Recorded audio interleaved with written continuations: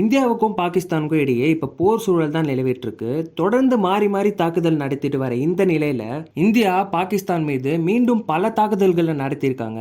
பாகிஸ்தான் லாகூர்ல இருக்க பிரதமரான ஷெபாஸ் ஷெரீஃபின் குடும்ப வீடு இருக்கும் இடத்திற்கு அருகே இந்திய ட்ரோன் ஆனது தாக்குதல் நடத்தியிருக்கு. போர் நடவடிக்கைகளை கண்காணிக்கும் பாகிஸ்தானோட AWACS விமானத்தை இந்தியா சுட்டு வீழ்த்தியிருக்கு.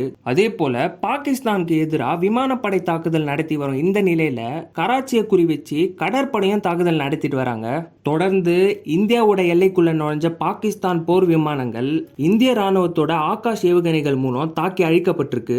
பஞ்சாப் மாநிலத்தில் இருக்க பத்திந்தாவை நோக்கி பாகிஸ்தான் ஏவிய ட்ரோன்கள் நடுவானத்திலே இடமறிச்சு அழிக்கப்பட்டிருக்கு.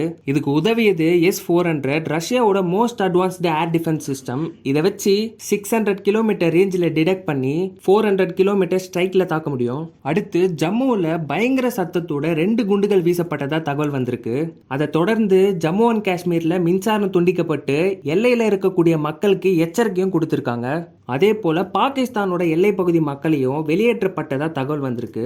இந்தியாவுக்கும் பாகிஸ்தானுக்கும் இடையே இருக்க இந்த போர் சூழல் காரணமா தொடர்ந்து நடந்து வந்த IPL தொடர் இப்ப அபிஷியலா சஸ்பெண்ட் பண்ணிருக்காங்க.